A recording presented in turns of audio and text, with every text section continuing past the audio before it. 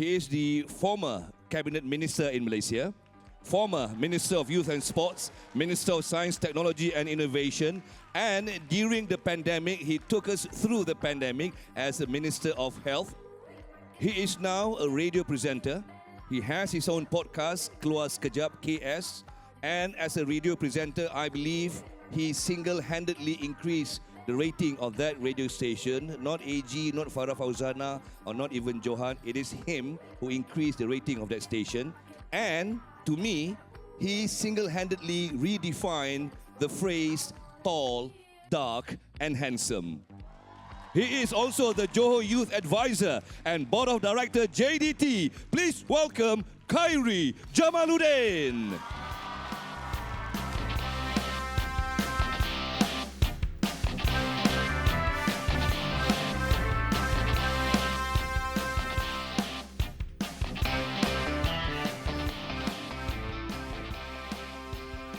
Assalamualaikum warahmatullahi wabarakatuh. Salam sejahtera, salam maju Johor.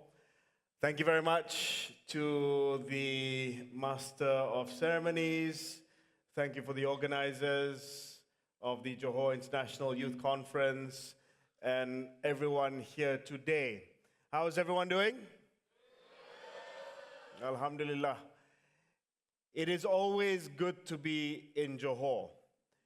And I have a very, very soft spot for Johor, not just because I enjoy coming here for the people, for the food, for the wonderful places to visit, but in my time of need, when I lost at the last general election, when I was kicked out of my political party, when nobody really wanted anything to do with me, Johor came to my rescue. And I will forever be indebted to His Royal Highness, the Crown Prince of Johor, Tengku Mahkota Johor, for reaching out to me, as I said, at a time where I didn't have many options. And he said, look, since you're not doing much, why don't you come and do something in Johor? And Alhamdulillah, he appointed me as a member of the board of the best football team in Malaysia and probably Southeast Asia, JDTFC. And although I had to remind TMJ that I was no longer young or youth, he made me youth advisor. Said it's okay that you're not young, you can advise young people. So it's with that that I'm standing on the stage here today, talking to young people who are from Johor, as well as from other parts of Malaysia and other parts of Southeast Asia, to share some of my thoughts about empowering the next generation. When I thought about what I was going to share with you this morning, I thought about maybe sketching for you some of the big challenges that keep me up at night. So apart from my responsibilities as the youth advisor for the state of Johor, being on the board of JDTFC, as the Master of Ceremonies mentioned earlier, I still connect with people. I host a radio show, breakfast show on radio, #1 radio station in Malaysia right now, Hot FM, on Mondays and now Fridays. I produce 2 podcasts a week with a friend of mine, Sharul Hamdan, called Keluar Sekejap, #1 podcast in Malaysia, and #1 current affairs podcast in Southeast Asia. And those roles and responsibilities allow me to connect with people, allow me to stay connected with the public, and allow me to try to think about some of the big challenges confronting Malaysia, the world, especially young people, over the next 10 to 20 years. So this morning, I wanted to start by sharing with you a list of things which I think keep me up at night, because some of these things we don't have an immediate solution for. Some of these things are problems which are shared around the world, problems of the common, and some of these things are problems which are perhaps more relevant in Malaysia, although I think most of these challenges are challenges that are shared by young people in many parts of the world. I think that if we do not think about these problems seriously, if we don't commit ourselves not just to thinking about these problems, but also to doing something about these problems, then we will not be prepared for the future. Now, TMJ, your Crown Prince, has a very, very famous quote that he likes to use all the time.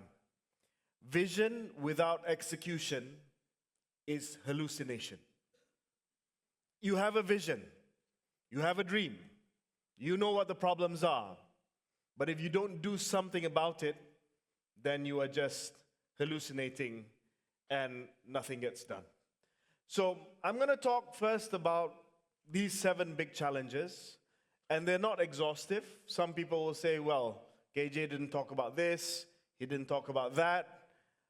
I'm not saying that these are all the challenges that confront young people today, but these are what I think are at the top of the list.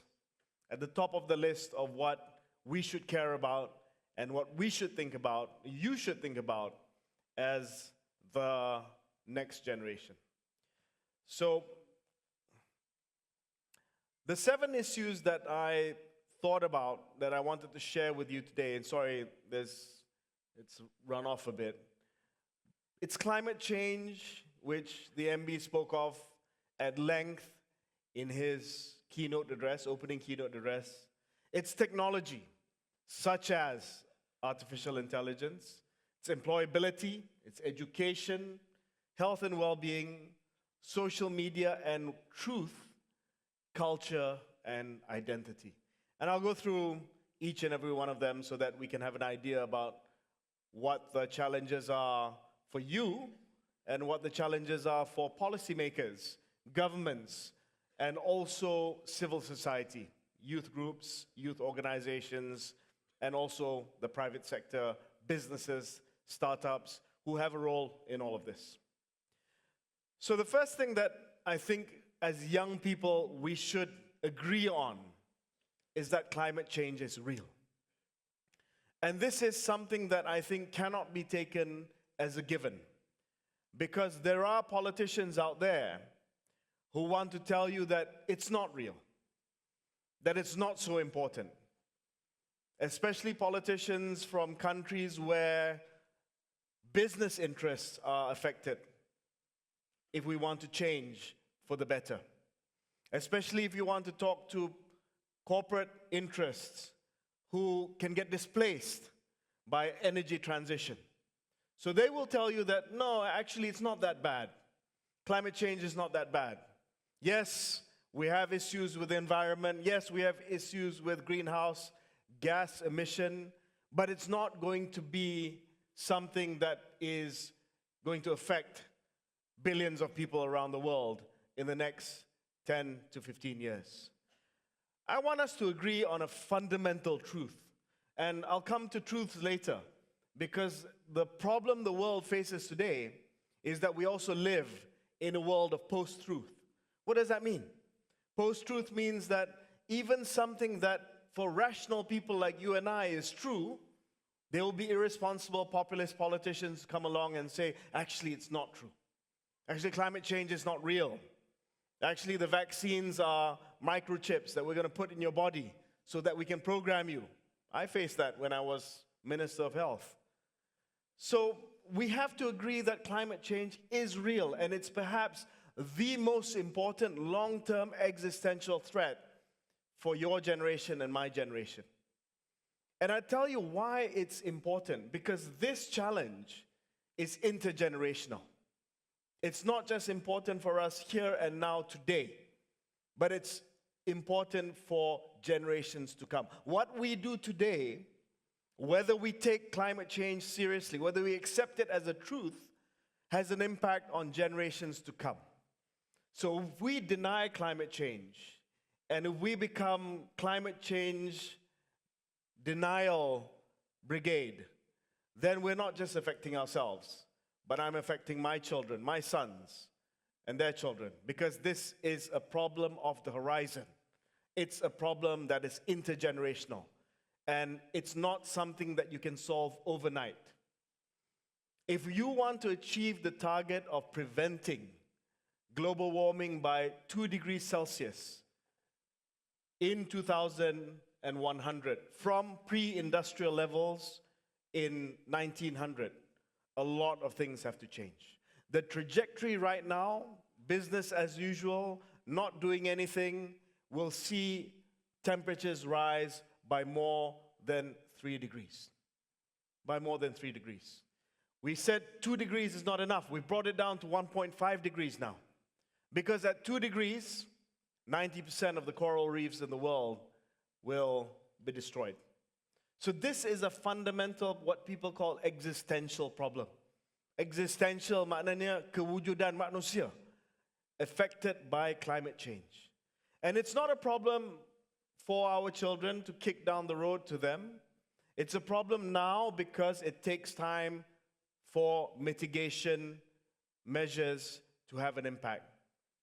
For energy transition, lifestyle changes, making sure that we are able to utilize renewable energy, reducing our carbon footprint. That cannot happen overnight because that involves investment, billions of dollars and ringgit of investment to make sure that you can make that transition. Secondly, it's here and now because we're not talking about the cataclysmic events that could happen in 50 years if we don't do anything. Countries wiped off the map, countries like Maldives, finding themselves without a homeland because in 50 years they might be submerged under sea level. But it's also a problem here and now today.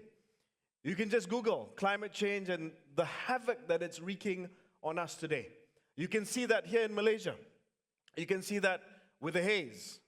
The haze becomes worse because of dry spells, because of El Nino that has been accelerated and brought about through climate change. We see that through periodic floodings. Johor, unfortunately, is a victim of these floods earlier this year and almost on an annual basis because of these changing weather patterns that happen due to climate change. Even things that we don't necessarily associate with the climate actually comes from climate change. I was reading today in Bangladesh, the incidence of dengue fever has increased. And one of the reasons because of climate change. Why? Because dengue is a mosquito vector-borne disease, and one of the, or a few of the factors that results in higher incidence of dengue is temperature, as well as humidity, as well as rainfall. All these things contribute. So you don't automatically say, oh, dengue, climate change, but it's absolutely that. And as more and more countries become warmer, those diseases that we assumed once upon a time and today to be tropical diseases actually end up becoming diseases that are prevalent in non-tropical countries as well, because countries become warmer. So we need to do something. The government is doing stuff, inherited from previous governments as well as now. I'm happy that the Ministry for Natural Resources, Environment and Climate Change in Malaysia, they're working on a law for climate change, energy efficiency and conservation. We've increased the allocation for ecological fiscal transfer for biodiversity conversion. What does that mean in layman's term? I don't like all these fancy terms. It means the government is giving, federal government is giving state government more money to preserve our rainforests. So if you're here in Johor, support your government to get more money from the federal government, not to cut down the forest, but to preserve the forests. We want to accelerate our deployment of renewable energy to 70% by 2050. And in this regard, this government has been far-sighted by launching the National Energy Transition Roadmap. For a long time, our energy mix has been very much skewed towards fossil fuels. Coal-fired power plants, Arang Batu. That's not good for the environment. We want to move from that. We want to move from coal-fired power plants to renewable energy, solar, hydro, wind, and other forms of renewable energy which we want to develop. But that takes time, that takes money. You need to make sure that we can decommission the fossil fuel-powered plants, the coal-fired power plants. Cost money to compensate those businesses who are running those plants.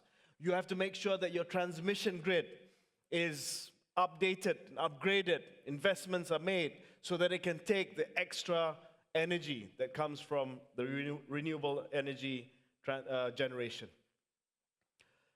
Secondly, I want to talk about technology.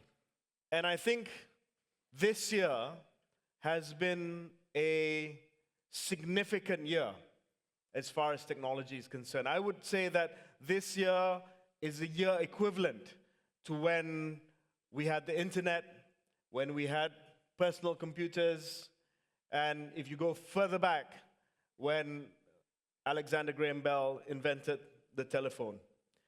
And that's because, principally, we've really seen a breakout year for artificial intelligence. We've known artificial intelligence for many, many years already. But the thought of artificial intelligence in all our minds, many of our minds, is artificial intelligence in the form of Hollywood, Terminator, taking over the world. Now, artificial intelligence, the threat is not going to be that immediately. Maybe one day, I don't know. But in the next 5 to 10 years, artificial intelligence, especially generative AI, what you will know as ChatGPT, that is going to have immediate displacement. Forget about Arnold Schwarzenegger, forget about Terminator, but jobs, responsibilities, and roles will go. That doesn't mean that you can't get new jobs. It means that we have to spend time today thinking about how to pivot, thinking about how to retrain, and I'll come to that later, so that young people like yourselves are not displaced. Because there already is an employment crisis in Malaysia and other parts of the world where young people are finding it very difficult to get jobs, and even if they get jobs, they are underemployed or they're employed in jobs which are not commensurate with their qualifications.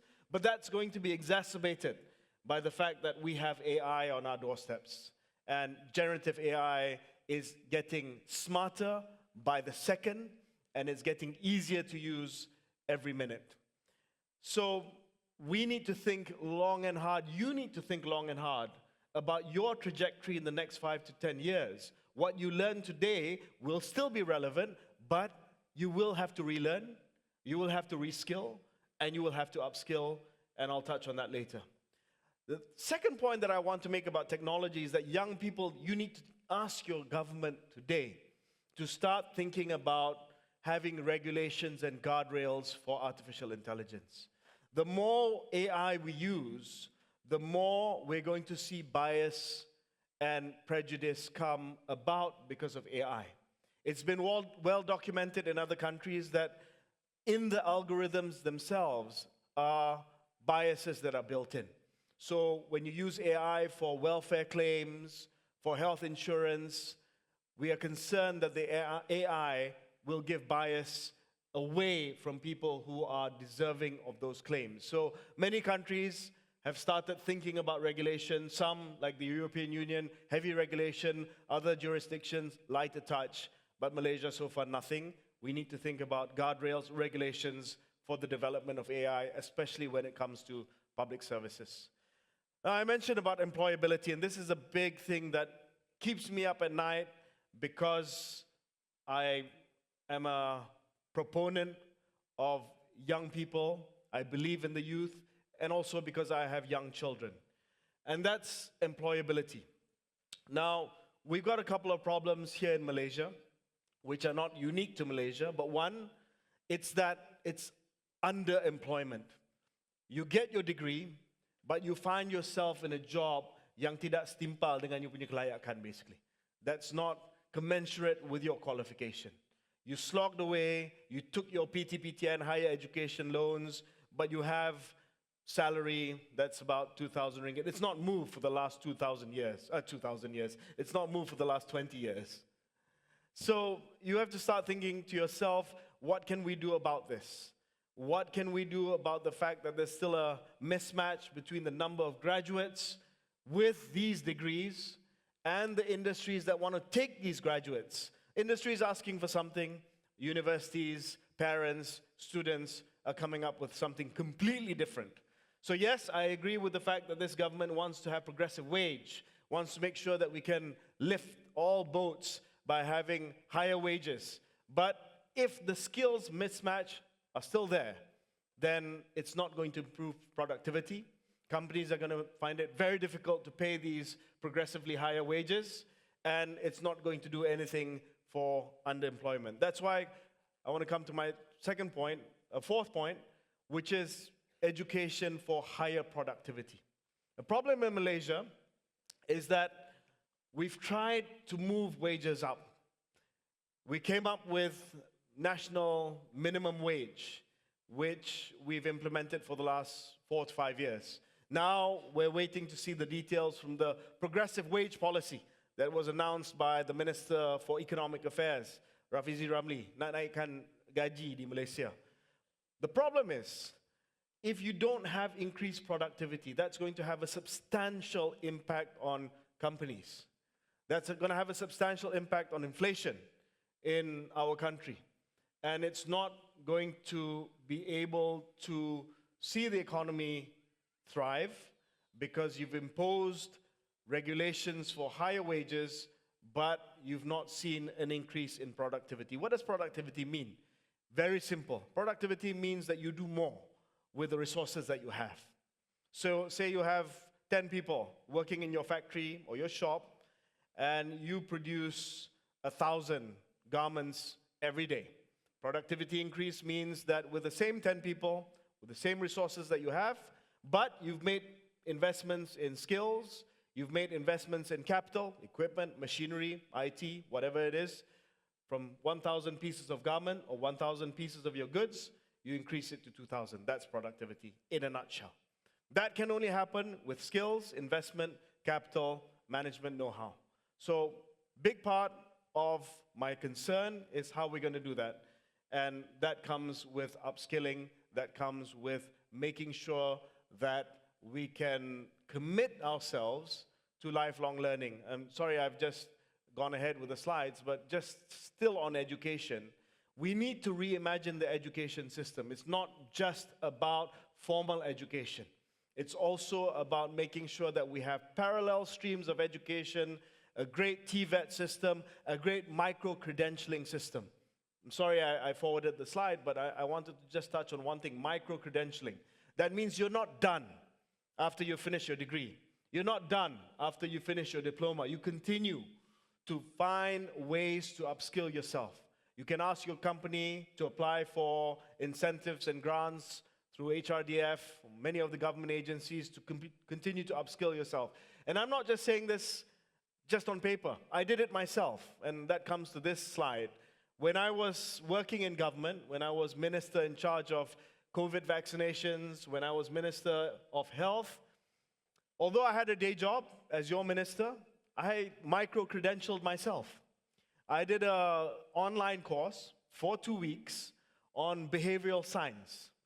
And every day after I finished my job at the Ministry of Health or the Ministry of Science, I would log on, and this course was run by a university in the United States. And I did this course. Why did I do this course? Because I believe behavioral science was important for the job that I had, which is to convince you to get vaccinated. I wanted to make sure what were the prompts, what were the choice architecture, how can I frame asking you to come forward to be vaccinated with these vaccines which were developed in record speed.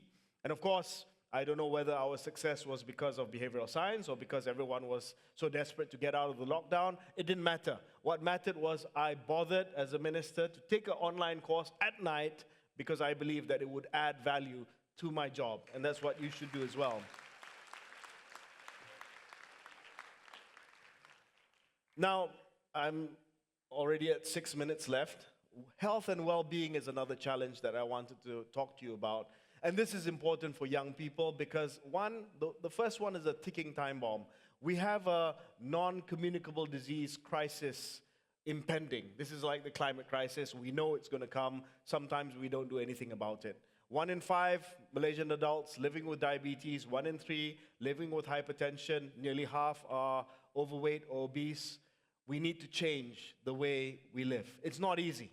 Because the last thing that people want to hear is the government telling you how to live. But we need to nudge people. Again, behavioral science. We need to nudge people. We have to incentivize people. We have to make sure, because not everyone can live healthy. It's not just about the government lecturing you to live healthy. Because some people say, I'm in poverty. I can't. I don't have the time. I work 2 jobs. I can't exercise. So we must work to make sure that everyone has that opportunity to live healthy lives, regardless of their economic circumstances. And another issue for healthcare that I feel strongly about is mental health. I launched the National Center of Excellence for Mental Health when I was Minister of Health because the survey showed in 2022 attempted suicide rates amongst young Malaysians, 13 to 17, increased. And that was before the pandemic. That was before the pandemic. The data was before the pandemic. After, it was even more pronounced. We need to remove the stigma about mental health. Older generation, maybe in Malaysia, they don't want to talk about mental health. It's something that maybe is taboo. It's something that, they don't really understand. But mental health is as important as physical health. Mental health affects physical health. Physical health affects mental health. So this is an issue that I think you should champion as young people. Now, 2 more. 1, social media and truth. I'm concerned about addiction to social media. 26 million in Malaysia, not waste, but use almost 3 hours a day on the internet, 20 hours a day browsing. You do a personal audit to yourself. That 3 hours on average, and I think many of us do more than 3 hours. Are those productive hours on your smartphones? Or are those unproductive hours on your smartphone? Are you watching a cat on TikTok? Or are you researching about climate change? I don't think so. I'm watching the cat on TikTok also. So we have to start thinking about this and having a conversation about this, because I don't mind you using your smartphones, but I don't want you to be addicted to it. I don't want it to be unproductive, too much unproductive. I mean, we all need our downtime, no doubt. We all need healing, fine, it's all good. But not to the extent that you're addicted, and not to the extent that the algorithm is trying to tell you what is right and what is wrong, when what is right is clearly not right. That's post-truth. That's what I spoke about earlier. These companies are very clever. Their algorithms easily manipulate you. They realize that you're watching something too many times, and that algorithm, without much work, is already working out what to push to you, so that it reinforces your thoughts, it reinforces your biases and your prejudices, which comes to this point, which is cultural and identity toleration. You know, according to this index, the Global Youth Wellbeing Index, China, Thailand, Indonesia, they're struggling to agree with each other. And they can't afford to give an equal opportunity to one another. Everyone is becoming tribal. If you go to developed countries and you look at their social media feed on politics, A versus B, no middle ground. The center has been hollowed out because everyone is just driven towards a cultural and an identity and a tribe that they want to protect. Everyone else is Machai on the other side. And we are right and you're wrong. And in Malaysia, unfortunately, that intersperses with race, religion, and royalty. But I think just one shout out, one great thing about Johor, and this is something Kabaduli Sultan, and of course TMJ always pushes, and then Menteri Besar as well, is that in Johor, there's this great tolerance because of your Bangsa Johor identity. I mean, it's wonderful. Protect that. Protect that at all costs, because that tolerance, that acceptance, not just tolerance, that celebration of everyone here in Johor, whether you are Indian, whether you're Chinese, whether you're Malay, whether you're an Asli, that's, I think, something that's special and that's under threat by this intolerance and by these culture wars that are taking place. Okay, very quickly, 1 minute. What can you do about it? You must do something about it. Get involved. Don't just be a bystander. Don't just be somebody on the sidelines. Don't just be somebody who's a sideshow online, just talking bad stuff about people and not wanting to do about it. Choose a cause. When you walk out of this hall today, try to think, I want one cause. Even if it's not one of the 7 things that KJ mentioned, find a cause, define yourself, and commit yourself to that cause. Get involved with youth initiatives like Parlimen Belia, Majlis Belia, Johor, whatever it is. And you must go all in, lean into it, and not be half-hearted. Teamwork. You can't do this alone, okay? You must work with other people. I've discovered painful lessons in politics. Trying to be a solo operator doesn't work. You need to work with people. You need to have a great team. And you need to make sure that you divide the responsibilities amongst yourself. Know the facts around your issues. This is so important. This is because of post-truth. I don't want you guys just believing whatever it is that you've last read online. You have to do the work, yeah? Senang saja. You have to do the work. You have to make sure that you understand both sides of the argument, and then you decide where you stand on the argument. Because if you feel very strongly leaving this room, for instance, on preventing animal cruelty, you need to understand what the facts are, how many strays there are out there, what the local councils are doing to make sure that there's relocation of stray animals, what you can do to ensure adoption. Get involved, get stuck in, and know the facts around your issues. Commit to your targets, what TMJ says. Vision without execution is hallucination. So have targets, but don't have big targets. Start with small targets. What am I going to do in 2 months, 3 months? Join a team. Create a team, join Majlis Belia, start a program, raise money, have a campaign, have an awareness program. Very small stuff, small steps equals later a giant leap for you. And this is my last slide, practice empathy. When you have a cause, when you feel strongly about it, don't assume that only you are right. That's the worst thing that you can do. You know, you can be passionate, you can have this fire burning inside you that I want to do something about climate change, I want to do something about the SDGs, I want to do something about education and poverty in the urban flats, lower cost flats in Johor. But I don't have empathy. I don't want to listen to your point of view. I don't want to listen to your point of view, only my way or the highway. That's wrong. You want to change things, it's important that you understand your crowd. Walk into a room, read the crowd, understand the crowd, not just understand the crowd, try and understand where they are coming from. I had to practice a lot of empathy when I did the vaccination program. There were people who didn't want it.